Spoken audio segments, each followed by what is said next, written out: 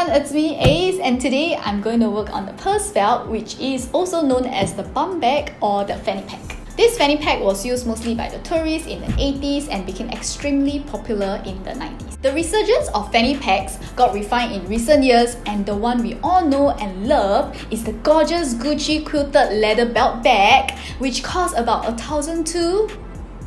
So another minimalist trend that is still on the streets is the clear see-through bag by Margiela, Raf Simons and Celine, and I thought of combining both trends to create this clear purse belt. Let's get started with the steps and we will see how this combination turns out at the end. Materials that you need: PU leather, 1mm clear PVC plastic, 1.5 meters of piping cord, 2 38mm square rings, 1 12-inch metal zip, craft clips or pegs, matching thread, thread clipper, fabric scissors, and sewing machine. I'm using an industrial machine, but the purse can be sewn using domestic machine as well. Pieces that you need: I have this old PU bag and I'm using the back piece since there are no prints on it. It's a little yellowish but still usable, so I'm gonna recycle it for this project. 2 oval pieces for front and back, 2 back top pieces to attach to zip, 2 back bottom pieces, 2 piping pieces, 2 platter pieces to attach on purse for belt to slide through, 2 long strips for belts. First, take 1 back top piece and mark the middle line. I use a chalk and draw on the right side. Open the zip and place it right on the chalk line. Sew it down. Fold the piece over and top stitch down 5mm from zip. Do the same for the other side.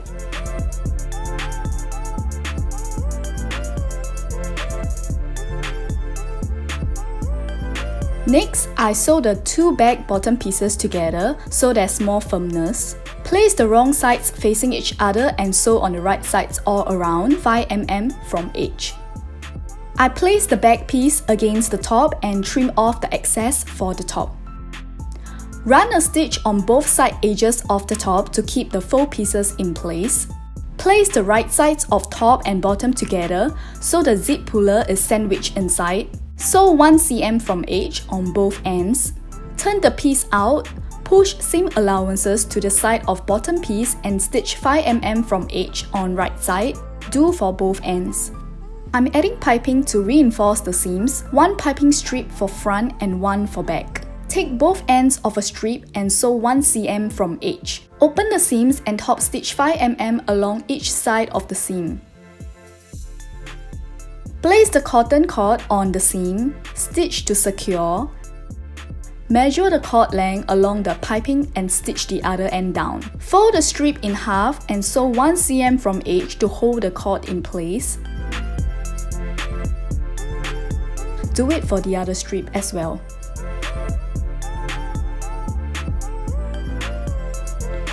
Mark the middle point of PVC piece and match the piping seam to it. Use clips or pegs to secure the piping to the PVC.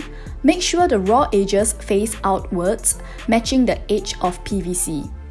Sew 1 cm from edge all around.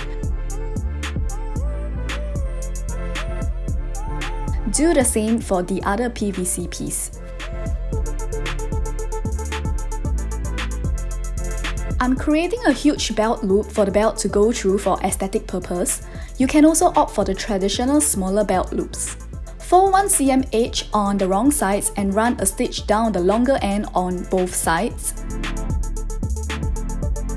Turn it out and sew 5mm from edge all around.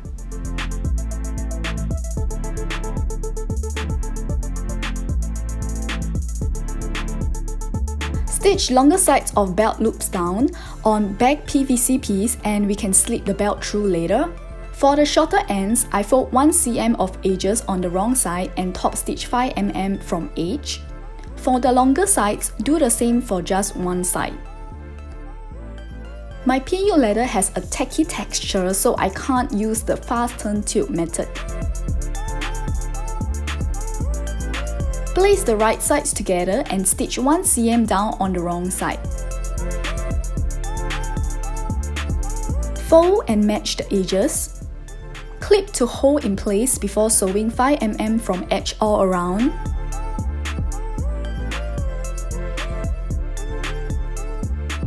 Go through both square rings with the finished belt, fold the end and stitch it down to secure the square rings. And the belt is ready for use. Coming back to the bag, open the zip, flip both zipper piece and front PVC piece to the wrong sides.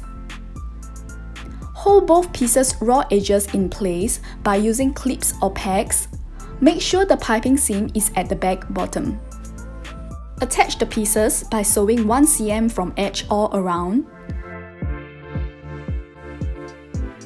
Attach the back PVC using the same method. I make sure that I have unzipped the top part, otherwise there will be no opening to turn the bag out once I sew and stitch the bag.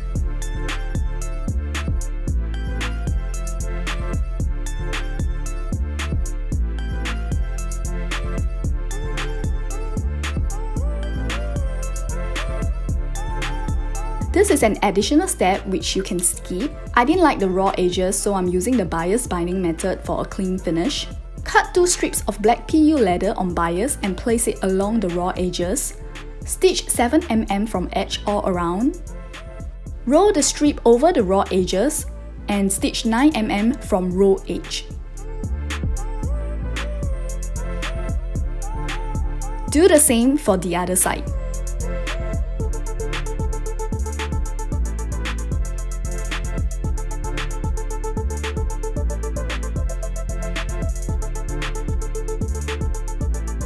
Turn the bag out. Mine took some time as both of my PVC and PU leather were quite thick and sturdy.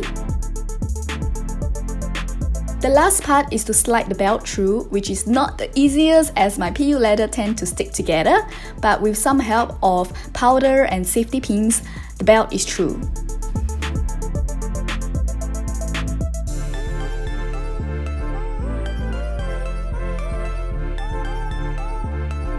Thank you so much for staying with me till the end. You can find the printable templates on my blog, jessalynne.com. I also tried doing a quilted one with leftover leather I found at Esta. They are a company that produces for local Singapore brands and they sell leftover materials and fabrics at very affordable prices. You can find their address on my blog as well as pictorial step-by-step instructions for this quilted purse belt. I love how I can just remove the belt and use it as a clutch or even as a makeup bag. And here's how I style it.